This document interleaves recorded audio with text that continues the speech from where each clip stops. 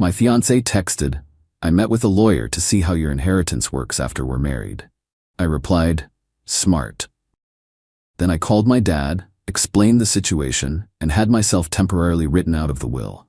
When her lawyer gave her the bad news, she frantically tried to backpedal. Original post.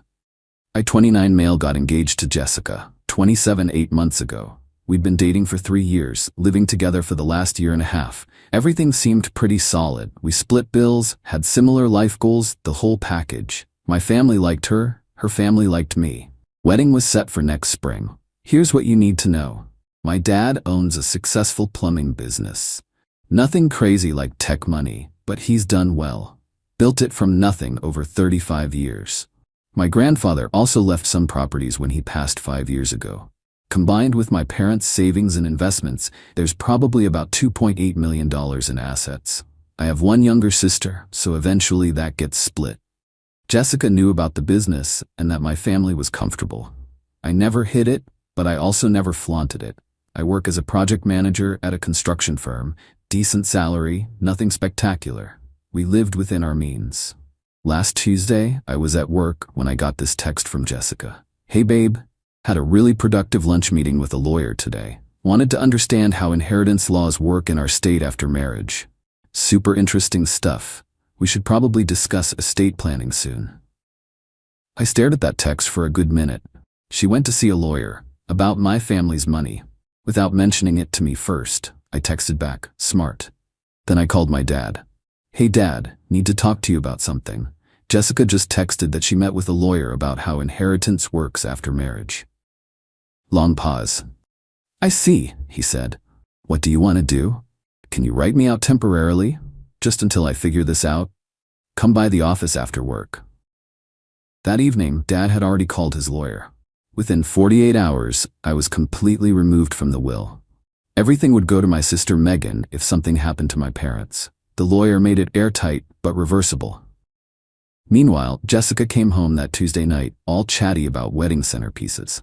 Didn't mention the lawyer meeting at all. I didn't bring it up either. Just smiled, nodded, acted normal. Thursday, she was on her laptop in the living room when her phone rang. She looked at the number, then went to the bedroom to take it. I could hear her through the door. "What do you mean there's nothing? That can't be right, but his father owns..." "Check again." "What about grandfathers? Nothing?" She came out looking pale, sat down next to me. "Everything okay?" I asked. "Yeah, just work stuff." Friday morning, the mask started slipping.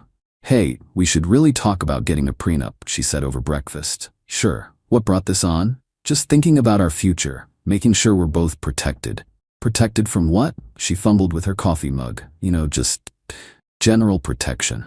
"Okay, let's both get lawyers and draft something fair." Her face fell. "Both? I mean, we could use the same one. Save money." "Nah, that's not how prenups work. Each person needs independent representation."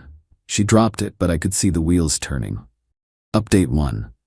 The next week was educational. Jessica started dropping weird hints about finances. Random stuff like, "Your dad's getting older. Have you guys ever discussed succession planning for the business? Megan seems really irresponsible. Hope your parents have safeguards in place. It's weird that your dad never officially brought you into the business, right?" Each time, I'd give vague non-answers. "Dad's got it handled. Megan's doing fine. I like my job." Then came Saturday. Jessica's mom, Diane, called asking if we could come for dinner Sunday. Sure, why not? We get there, and it's not just dinner. It's Jessica, her parents, and her brother Kyle, the entrepreneur. He started 5 businesses, all failed. Diane starts, "So we wanted to discuss the wedding budget." "We're keeping it modest," I said. "The venue's already booked." Jessica and I agreed on $15K total. "Well, that was before we knew about your family's situation," Diane said. "What situation?" Jessica jumped in. "Mom, stop." "What?" "It's reasonable to expect his family to contribute more." "The groom's family traditionally..." "We're not traditional," I interrupted. "Jessica and I are paying for our own wedding." Kyle snorted. "Must be nice, keeping all that family money while your future wife struggles." "Struggles? Jessica makes $65K a year, we're doing fine." "But with what you'll inherit," Diane started. "I'm not inheriting anything." Dead silence. Jessica's voice was sharp. "What? I was removed from my parents' will earlier this week. Seemed like the responsible thing to do before marriage. The explosion was immediate. Jessica, what? When were you going to tell me? Why would I? It's my parents' money, not mine. Doesn't affect us. This is ridiculous. You can't just disinherit yourself. Actually, I can. Did. Done. Kyle, this is obviously temporary. You're just trying to protect assets. Protect them from what? I asked innocently. Jessica stood up. We need to leave. Now. The car ride home was silent until we got to our apartment. Then she unloaded. How could you do this without discussing it with me? Like how you met with a lawyer without discussing it with me. She went white. That's different. I was just getting information.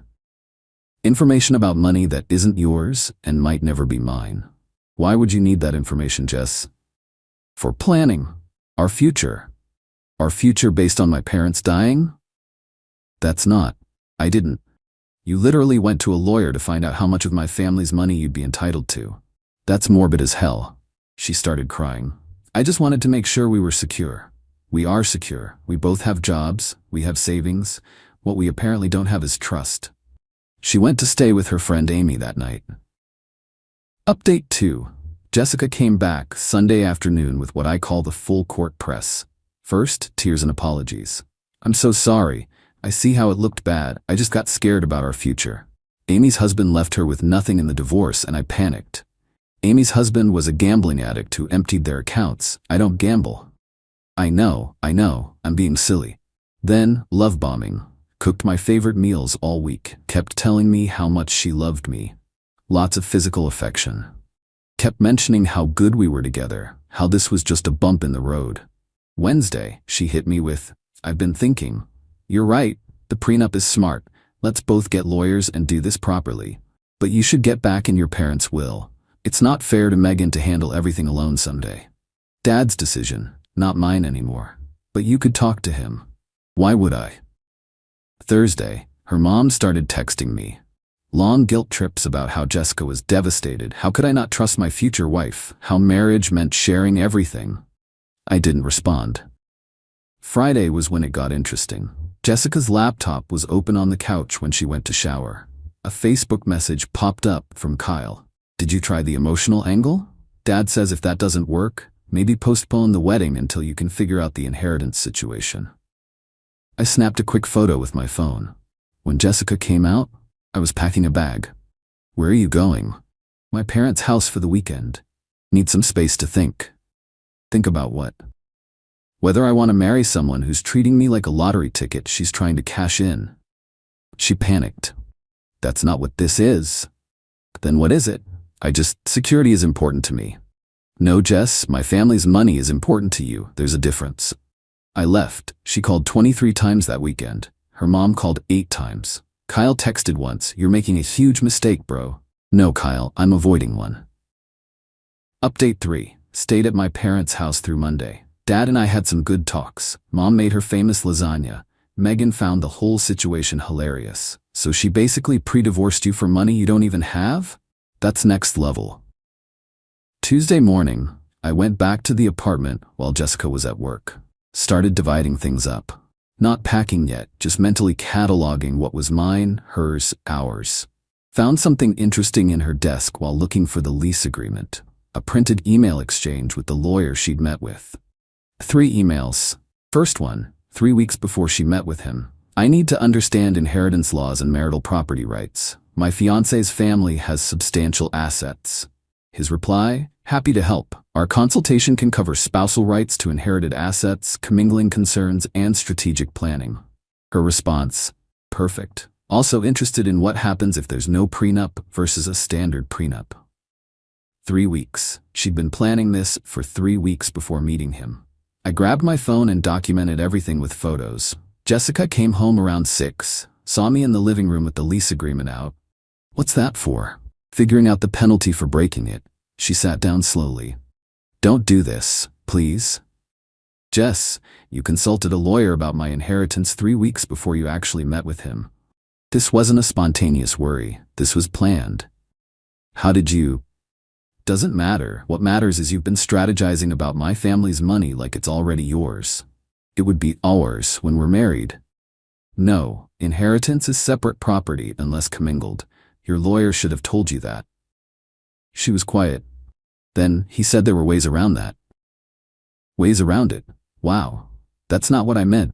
What did you mean? She started crying again, but this time felt different. Desperate. I grew up watching my mom struggle. Dad's business never took off. We never had stability. When I met you, you were just this nice guy with a good job. Then I found out about your family and I thought finally, I wouldn't have to worry anymore. So you fell in love with my family's bank account? No, I fell in love with you. The money it made me feel safe. Safe enough to plan how to get access to it. I'm not a gold digger. No, you're worse. A gold digger is honest about the transaction. You convinced me you loved me for me. She grabbed my hands. I do love you. You love the idea of me, the me that comes with a trust fund that doesn't exist anymore. You could get it back. Your dad would put you back in the will if you asked. And there it was. The real Jessica. Get out. What? Pack a bag, go to your parents' or Amy's. I'll give you a week to find a place. This is my apartment too. Your name's not on the lease. You're a month-to-month tenant at best. Want to fight about it? We can do this legally. She stared at me. You've changed. You've become cold. Mean. No, I've become aware. Pack. Now. She threw things into a suitcase while sob-screaming about how I was throwing away our future, our love, our life together. As she headed for the door, she turned. You'll regret this. When you're 40 and alone, you'll realize you threw away someone who actually loved you over your paranoid trust issues. I'd rather be alone than be someone's retirement plan. She slammed the door. Update 4. The entitlement escalation was swift and spectacular. Wednesday, day after she left, got a call from our wedding venue. Jessica had called trying to cancel and get the deposit back. In her name only. The venue called me because I was the one who'd paid. Keep the date for now, I told them. I'll let you know by Friday. Why keep it? Because I'd lose the deposit anyway. Might as well think about it. Thursday, Jessica's dad, Robert, showed up at my work. We need to talk, man to man. About what? About you destroying my daughter over some misunderstanding. Misunderstanding? She consulted a lawyer about inheritance before we even set a wedding date. She's a planner. She likes to know things. You've traumatized her over doing research. Research, right? He leaned in. You need to fix this. Get back in your family's will, marry my daughter, and stop this nonsense. Or what? Or everyone will know what kind of man you really are. Someone who abandons his fiancée over nothing. Good. Tell everyone. Tell them she met with lawyers about my inheritance. Tell them she tried to steal our wedding deposit. Tell them everything. He left, but not before muttering about how I'd rue this day. Rue? Who says rue? Friday morning, got an email from Jessica. Subject line, formal demand. She wanted her share of the wedding deposits that I paid entirely, compensation for emotional distress, 3 months of living expenses since I illegally evicted her. Her engagement ring back? Wait, I bought that. She wanted me to pay her for the ring I bought. I forwarded it to my cousin who's a lawyer. He laughed for 5 solid minutes on the phone. Please tell me you're not considering any of this. Just want it documented. Saturday, the social media campaign began. Jessica posted a sob story about how her narcissistic ex threw her out with nothing after she tried to plan for their future. Her friends and family shared it widely. I posted nothing. But Megan went nuclear. She posted the screenshots I'd sent her of Jessica's messages with the lawyer, Kyle's Facebook message about the inheritance situation, and a simple caption, "When you try to rob my family, then play victim." The comments section was a bloodbath. Some of Jessica's friends quietly deleted their supportive posts. Sunday, Diane called in tears. You've ruined her reputation. How could you let your sister do that? I didn't let her do anything. Megan's an adult. Take it down. Not my post.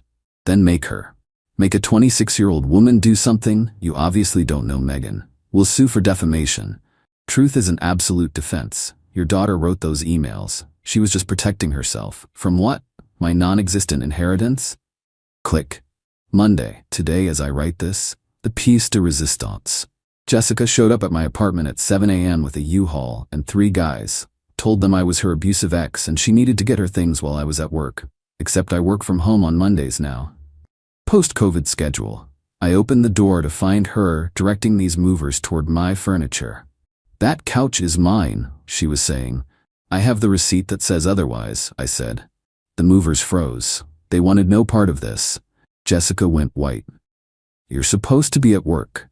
"Schedule changed. Also, that's breaking and entering you're attempting." "I lived here."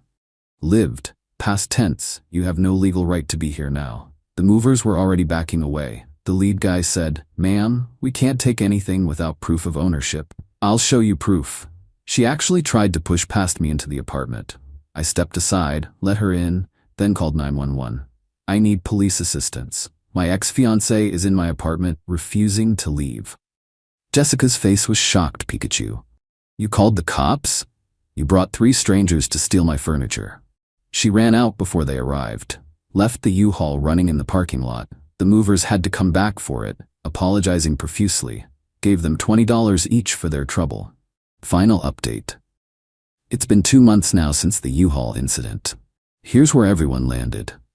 Jessica moved back in with her parents. According to mutual acquaintances, she's telling everyone I financially abused her by hiding assets and manipulating the legal system.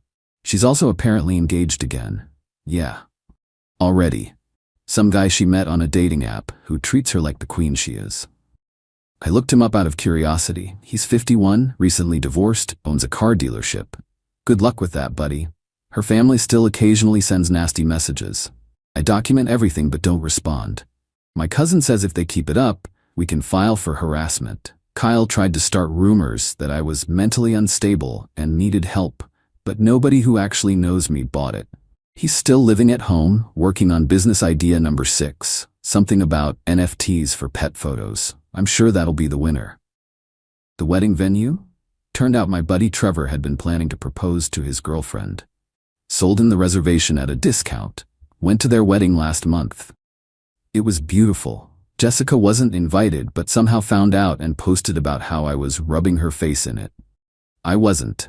I was just eating chicken marsala and doing the electric slide. My dad did eventually put me back in the will, but with some new provisions. Any inheritance gets placed in a trust that can't be accessed by a spouse for 5 years after marriage. Smart man. Me? I'm doing all right. Therapy helped process the betrayal. Started dating someone new last month, a pediatric nurse named Grace, who actually insisted on splitting our first date bill because it's 2024, not 1950. Refreshing change. The ring? Sold it. Used the money for a killer home theater setup. Every time I watch a movie on my 75-inch OLED, I think about how Jessica's greed bought me this beautiful TV. It's petty, but it makes me smile. Looking back, the red flags were there.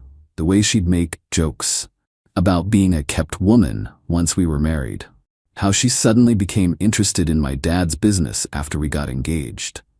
The way she'd point out expensive things and say, "When we're rich someday." I thought she meant when we built something together. She meant when my parents died. The entitlement was always there, just hidden under a mask of love and affection. The moment she thought she had me locked down with an engagement, the mask started slipping. Thank God she got impatient and showed her hand before the wedding. To anyone reading this, if your partner starts meeting with lawyers about money that isn't even yours yet, run. If their family treats your family's hard-earned success like a lottery ticket, they're entitled to cash, run. If they love your potential inheritance more than you, definitely run. Trust your gut. When someone shows you who they really are, believe them the first time. And Dad? He still jokes about it. Best $2.8 million I never had to spend on your divorce. Thanks, Dad. You're not wrong.